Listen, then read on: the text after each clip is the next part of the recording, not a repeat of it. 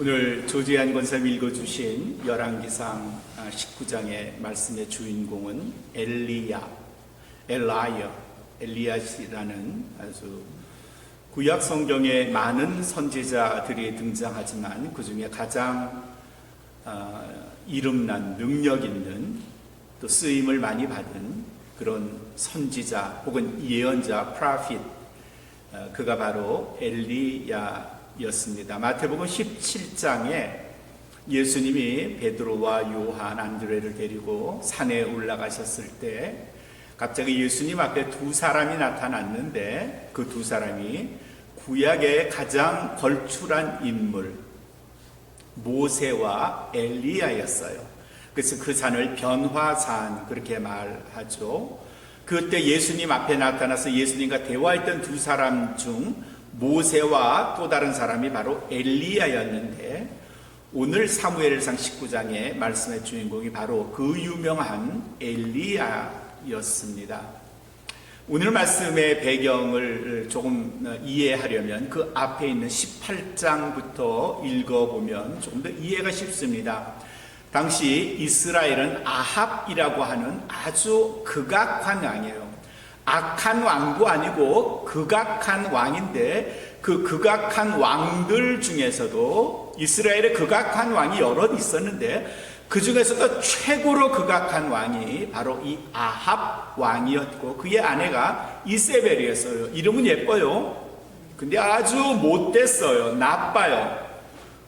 가장 나쁜 건 온갖 근동 지역에 있던 우상들을 이들이 섬겼다는 거예요. 우상을 섬겼으니까 당연히 하나님을 안 섬겼겠죠. 하나님이 괘씸했어요. 그래서 아합이 통치하는 그 이스라엘에 가뭄을 선포하셨어요. 비가 안 내리는 거죠. 자가마치 1년도 아니고 2년도 아니고 3년씩이나 백성들이 굉장히 힘들었을 거예요. 통치하는 왕이야 뭐 먹을 걸 있었지만 민심이 사나워지니까 겁이 덜컥 났던 거예요. 그러던 중에 하나님이 엘리야 선지자를 불러서 너 아합에게로 가라. 그리고 아합의 거짓 선지자, 우상 선지자들과 너 한번 시합을 해봐라. 영적 경연을 한번 벌여봐라. 내가 너에게 비를 내리게 하는 능력을 주겠다 하셨어요. 그래서 엘리야가 아합과 이세벨이 섬기는 당시의 우상들이죠. 바알신을 섬기는 선지자 450명, 또 아세라 신을 섬기는 선지자 400명, 도합 850명과 그리고 엘리야 850대 1의 영적 전쟁을 벌이게 했어요. 장소는 갈멜산이었어요. 지중해가 보이는 제법 높은 산이었어요. 그 산에 850명의 제사장들이, 우상을 섬기는 제사장들이 자기들의 신, 바알신과 아세라 신에게 비를 내려달라고 뭐 고함을 치면서 제물을 바치면서 했지만 한나절이 다 지나가도록 아무 일도 일어나지 않았어요. 그 다음에는 엘리야가 야 아무리 소리를 쳐도 너희 신은 다 잠자는가 보다. 죽었나?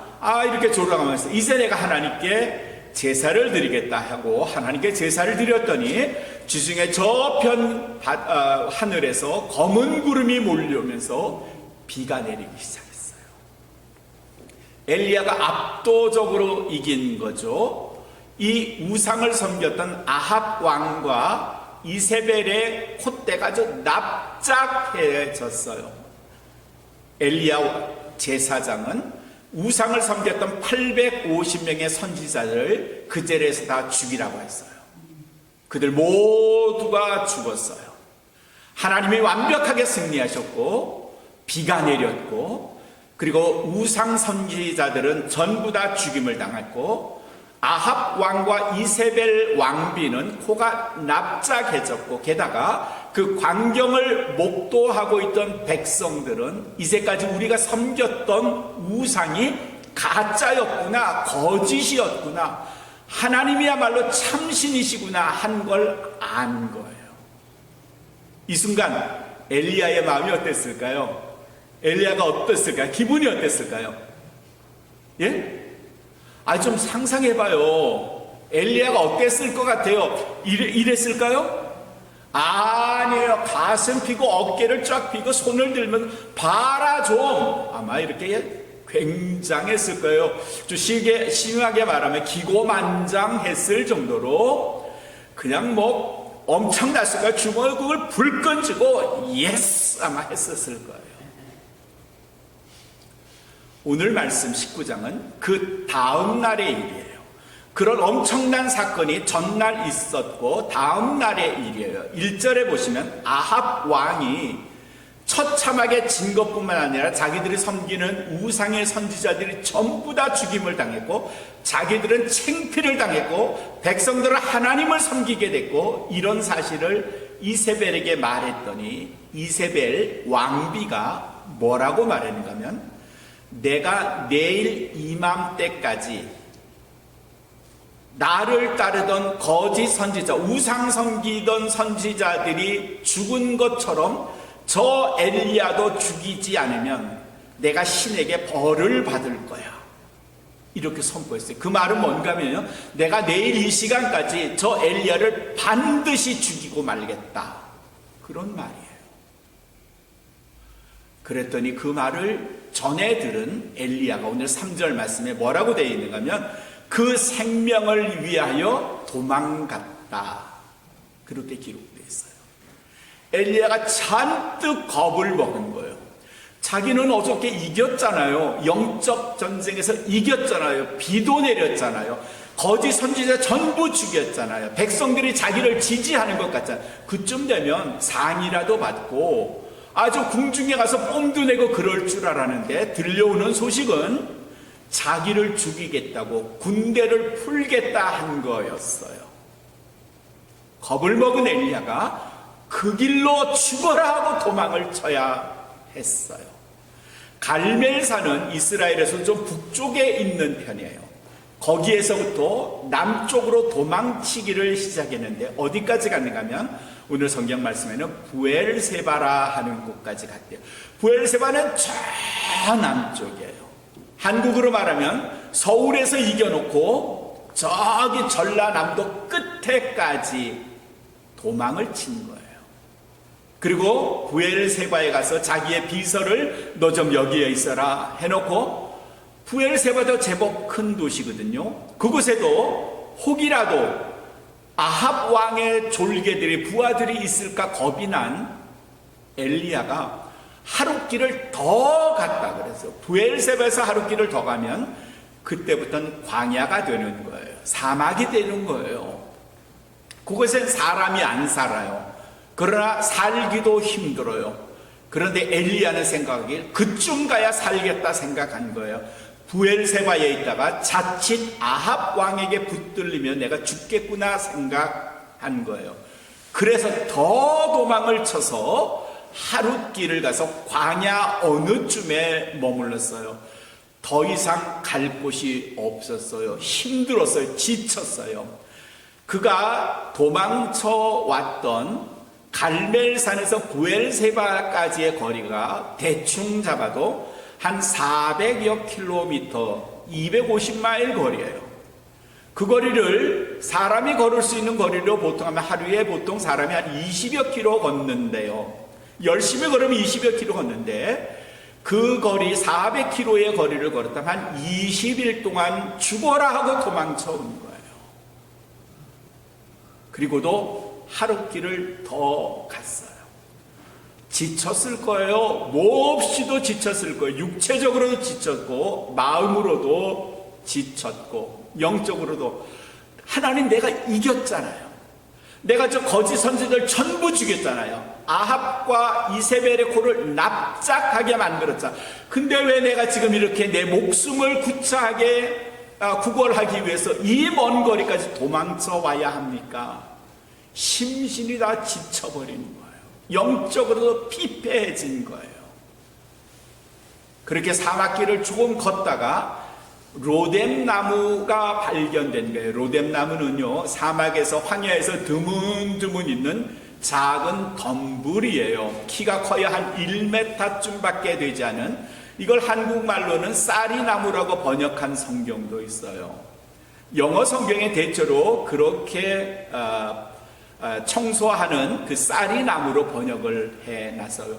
키가 낮은 거예요. 그늘을 줄만 하지도 않아요. 아주 작아서 겨우 얼굴만 그늘에 가린 채 그만 그 자리에 쓰러지고 말았어요. 그리고 쓰러지면서 했던 말이 4절에 기록이 되어 있어요. 여호와여 넉넉하오니 이제 이 생명을 좀 취해 주십시오.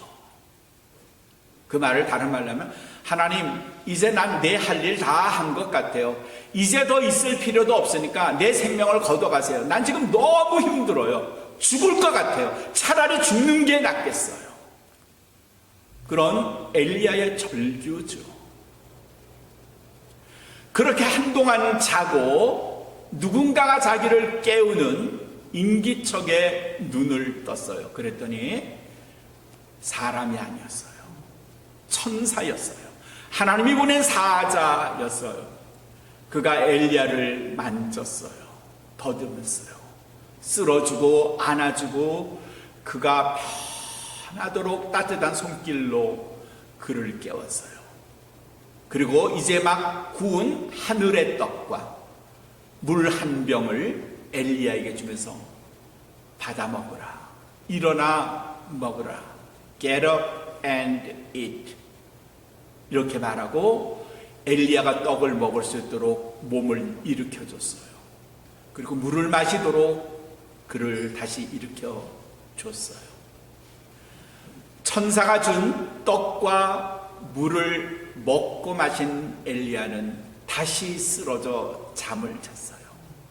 그렇게 하루를 또 자고 천사가 깨워서 다시 일어나서 천사가 그에게 먹을 양식과 물을 줬어요. 그리고 천사가 하는 말이 일어나 받아 먹으라. 그리고 그에게 중요한 한 말씀을 하셨어요. 내가 가야 할 길을 내가 이기지 못할까 걱정이 되는구나. 이리 말씀하셨어요. 다른 말로 하면 너는 아직 가야 할 길이 멀어. 해야 할 일이 아직 많아. 그런데 여기서 이렇게 지쳐 쓰러질 수는 없지 않겠니, 엘리야야? 그런 말씀이에요. 오늘 이 엘리야의 이야기, 열왕기상 19장을 2025년 마지막 주일, 이 송년주일에 선택한 것은 이런 이유 때문입니다.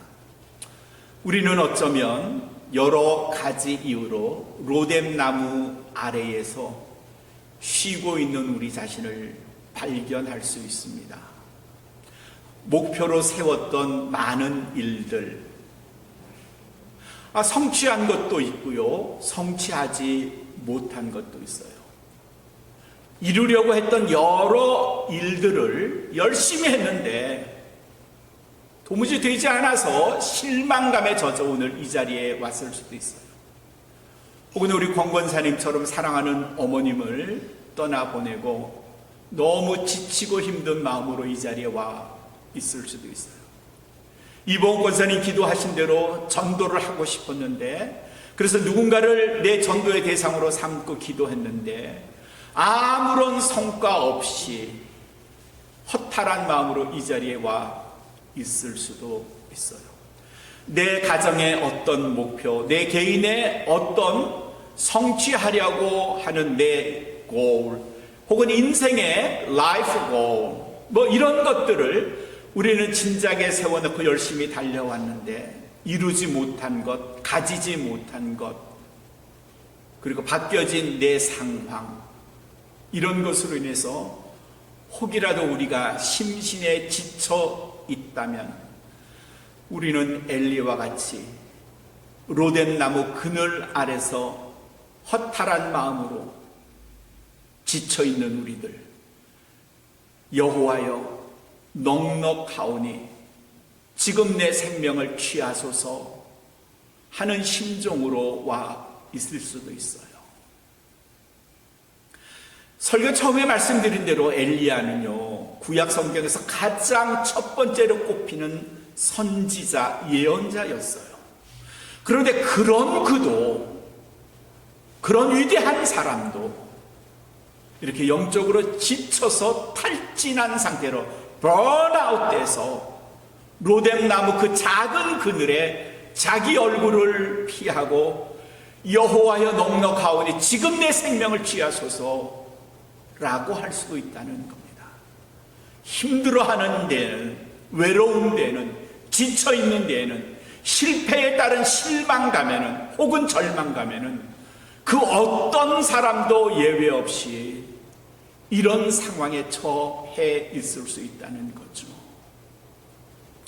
우리는 로뎀나무 작은 그늘 아래 쓰러져 지쳐있는 우리 자신을 때론 발견하곤 합니다.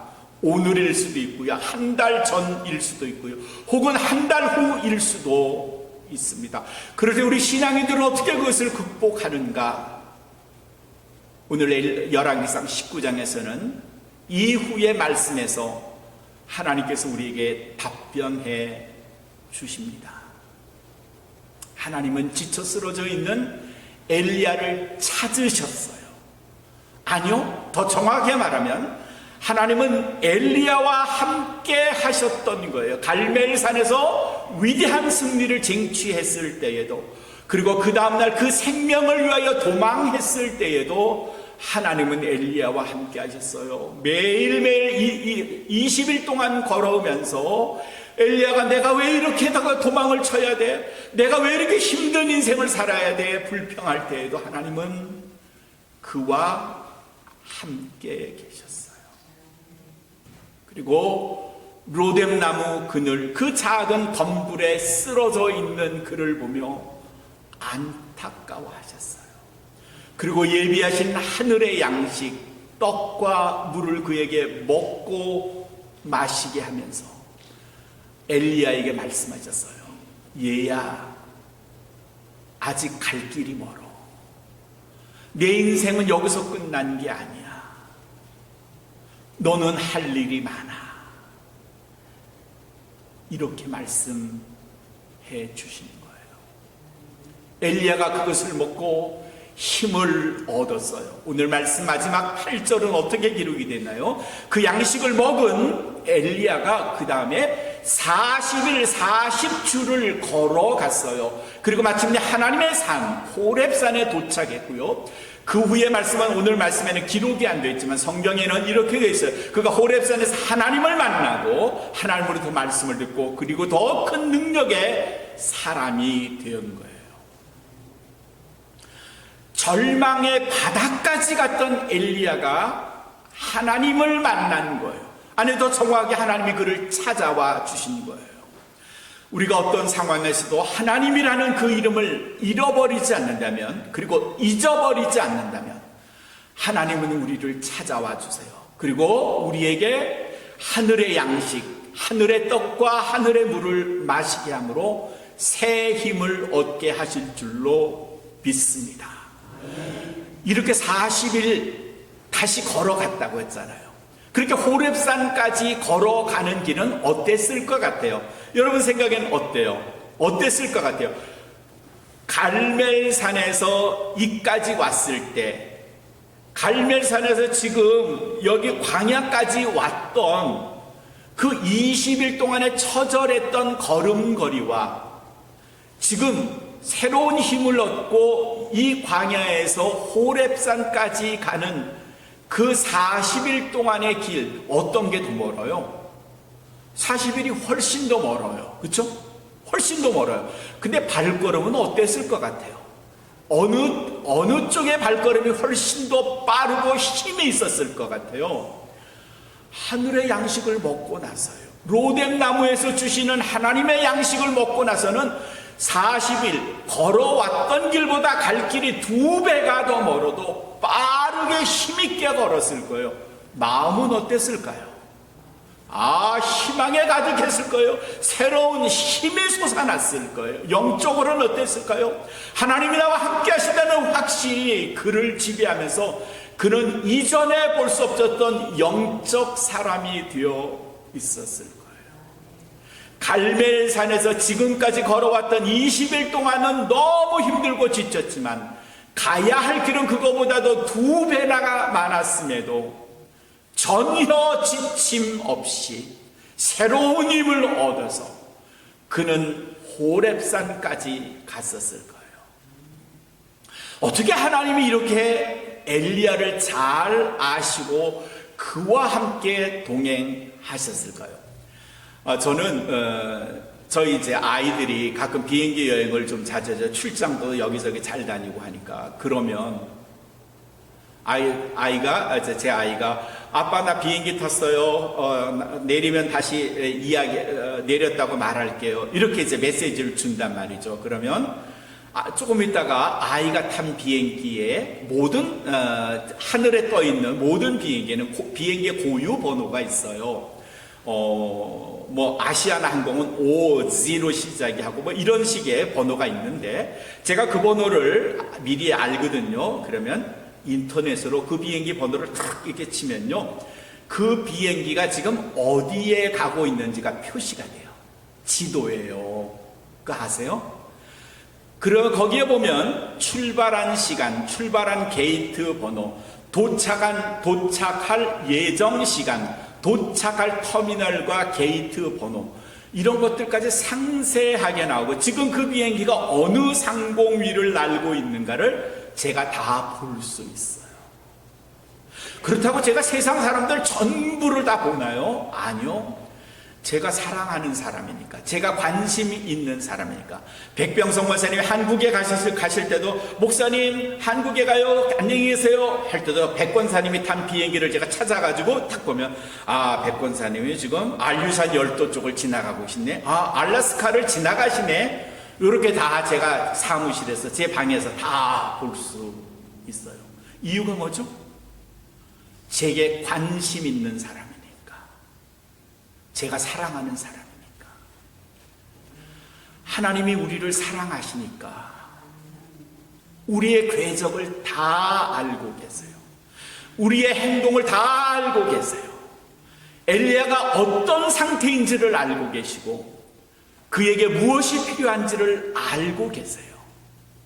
그래서 쓰러져 있는 로데나무의 천사를 보내서 그에게 가장 필요한 하늘의 양식, 하늘의 떡과 하늘의 물을 먹고 마시게 한 거예요. 사랑하는 성도 여러분, 지금 로데나무의 작은 그늘에 내 얼굴을 가리고 있다면, 그래서 쉼이 필요하다면, 혹은 실망으로 새해를 맞이해야 한다면, 이 시간 하나님이 주시는 하늘의 양식, 생명의 떡과 생명의 물을 먹고 마심으로 새 힘 얻으시기 바랍니다. 그러면요, 내가 가야 할 길이 걸어온 길보다 훨씬 더 멀더라도 이제 우리의 발걸음은 지친 발걸음이 되지 않을 거예요. 더 경쾌하고 빠르고 힘있는 걸음, 희망의 부푼 걸음이 될 수밖에 없다는 겁니다. 하나님이 주신 하늘의 양식을 먹고 잡수세요. 그러면 새해를 맞이한 우리의 발걸음이 훨씬 경쾌하고 빠르게 될 줄로 믿습니다. 하늘의 양식을 먹고 마심으로 어떤 실망감, 절망감이 지금의 나를 붙들어 맨다고 하더라도 혼연히 일어나서 2020년 새해를 향해서 우리에게 주시는 새로운 목표를 향해, 오늘 말씀의 호렙산을 향해 열심히 달려나가시는 우리 온마음교회 모든 성도가 되시기를 주님의 이름으로 축원합니다.